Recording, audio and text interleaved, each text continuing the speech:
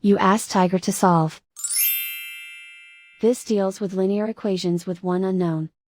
The final result is x equals 12. Let's solve it step by step.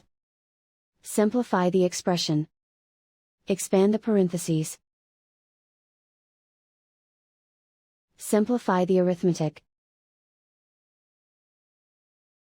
Expand the parentheses. Simplify the arithmetic. Group like terms. Simplify the arithmetic.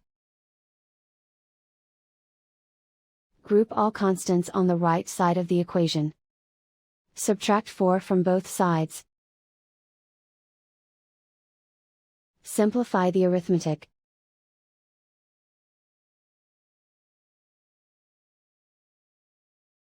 Isolate the x.